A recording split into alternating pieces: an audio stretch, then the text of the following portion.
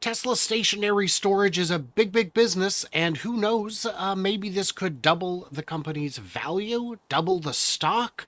I think it can't. I think it'll go much higher than that. Gotcha, Randy. And we're going to talk about it with our good friend Randy Kirk. I'm Brian. Welcome to my Tesla weekend. Randy, great to have you on, as sometimes. Yes, thank you. Thank you for inviting me, even though. Even though, oh yes, well, I always have you on. Sometimes it's a pleasure.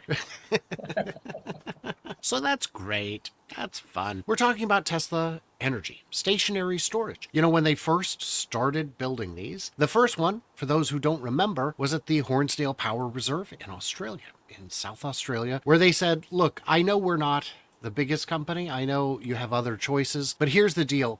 100 million is what we're going to sell it to you for. 90 days or it's free. And that's an offer too good to resist. And they got it done with a few days to spare because Tesla has a reputation for taking a little too long on some projects, and the power authority there did not want to wait. But they have been expanding since. They have a mega factory in Lathrop, California, and these things are now built on an assembly line. And unlike that first battery, which was the high nickel lithium ion battery, these use LFP, which gives you more life cycles, more predictable discharge rates. You can run deeper cycles without degrading batteries, and they're cheaper batteries than the other ones. Did you know, Randy, this week there's the Chinchilla big battery factory connects to the grid near Australia's biggest coal plant. Australia's really going in on these, aren't they?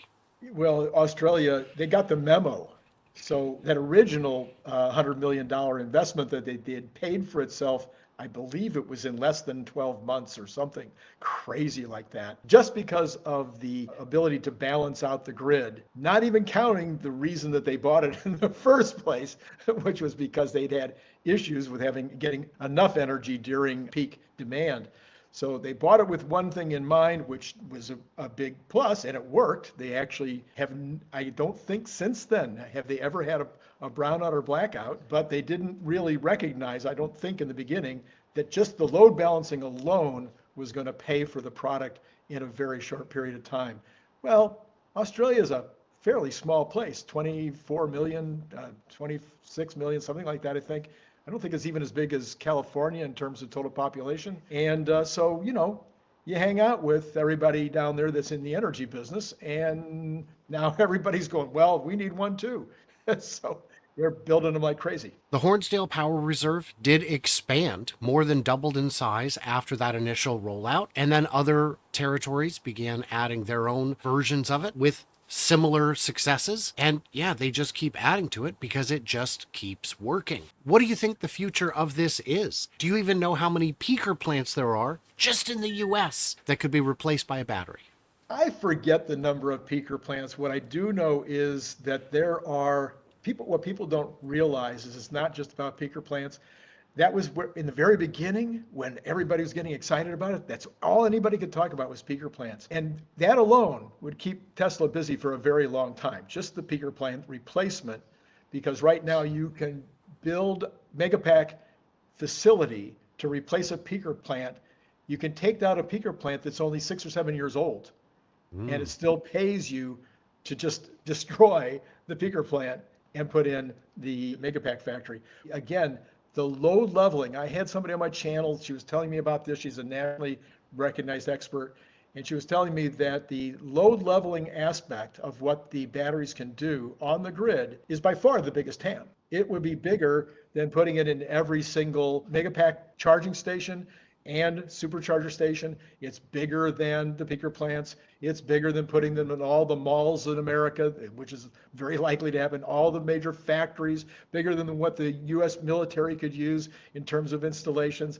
I mean, there's all of these huge, massive markets out there, but the number one is load leveling, because when the water goes over the falls, that's when the energy is available. If you don't use it, you lose it. So you're making that energy and it just goes away. But then later on, you need more than that. That falls is providing you, then that dam is providing you. You need more than that. Well, you can't just ask the river to give you a little more power during that time. So the load leveling thing is massive. It's the number one TAM, and Tesla and all of its competitors could make batteries for the next decade just for load leveling, and they wouldn't run out of customers. Now, when the big advantage that a peaker plant has over these batteries is these batteries have a finite amount of energy they can store, where a peaker plant that's connected to the gas infrastructure, in theory, could run for days, weeks, months uninterrupted. They don't. In practice, they don't. And a peaker plant comes online very quickly. It can fire up in a matter of minutes. How long does it take for a megapack to begin discharge? A matter of seconds, or maybe Milliseconds. microseconds. I don't think it's micro. I think it's still milli, but it's Milliseconds. instant. It is plenty. It is as fast as you could ever desire. And the number in the US that I had seen was 10,000. There are That's just the US. 10,000. That's just the US. That's to say nothing of the rest of the world. And to the people saying, yes, but it can't work in every use case. It doesn't have to. It can, if it works in 50% of them, let's start with those 50% and then see how the technology improves to address the other 50%. There are places where it's not yet cost effective, probably, and in those places they won't start with those. They'll start in the places where it makes the most sense and move on from there. And anybody who has, and I've done videos about this, if every hospital has to have an uninterruptible power supply, because if we're doing surgery and the power goes out, that's a problem. So every hospital already has massive, massive batteries that they need to cycle the lead acid batteries out of every couple years because they just don't have the lifespan. This will be cheaper in the long run. And if they could use it to arbitrage power throughout the days, these megapacks could cost less than free. They could be a revenue source while also being a power supply. It's a whole new way of thinking about it. Imagine if your security system also was a revenue source. It's like companies with their cash reserves. Those cash reserves can also be a revenue source. It is security, but it is also income. And for the first time, this is a possibility that can happen with just your power supply. Have you run the numbers to see just how many, like what levels of production we're talking before this doubles the value of Tesla stock? Yeah, so basically, Elon has said that he wants 1 terawatt of energy storage by the end of the decade. So we're now looking at only 6 years away. So we're currently producing, I think it was 10 megawatts, roughly speaking, at the last per year. Gigawatts? Probably Gigawatts per year. In other words, that's our run rate right now, which is about half the capacity of Lathrop. Now, that doesn't count the power walls, which would add a little bit to it. But we're basically now looking at 20 gigawatts for next year out of Lathrop, maybe 40. Some people are now projecting that maybe they're going to double the capacity of Lathrop.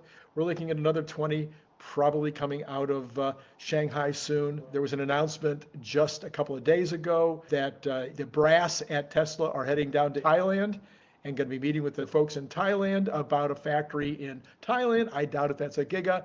I'm guessing that's a mega factory, is what they're talking about. So if Elon is correct, we're talking about getting to 1 terawatt total. We would be talking about something on the order of $200 billion no, wait, I'm sorry. I'm going to do that wrong. It would be, powers of 10, always throwing me off. It would be a lot. It would be a lot. That's the takeaway. I want to say it's 20, I think it's around 200 billion in profits if it gets to 1 terawatt. When I interviewed Matt Smith from Rebellionaire, he wasn't at Rebellionaire at the time, he was still at Good Soil Investments. I asked, when is Wall Street going to start considering the value of stationary storage in their numbers? And he said, as soon as it hits the balance sheet in ways that are undeniable. And sure enough, I don't remember if it was the next quarter or the quarter after, they're now modeling it. And not all of them are. Some of them are still not modeling it. And if whoever it is that you trust to give you financial advice is not assigning value to the megapack, you need to stop listening to them and listen to somebody who's actually driving forward by looking forward instead of in the rearview mirror. Because if you're trying to drive, trying to navigate by looking in the rearview mirror, you're going to miss every turn in the road. It's got to be a real gentle bend or you're going to miss it. And that's what we're seeing too much of. That's what we're seeing with a lot of these incredibly overpaid just clowns. Just clowns. It's hard to spot disruption, but that's what we're doing. That's why we're here. That's what you and I do every day. is try and help people spot disruption and understand it in context. Just, I'm looking forward to the day when we will both be overpaid for what we do in terms of our interpretation of the Tesla story so that we can become clowns. So guys, in the comments, what do we miss? What do we misunderstand? Leave it. Leave it. We got to know. For everybody else, stay tuned, stay juicy, and I can't wait to hear from you clever robots in the electrified future.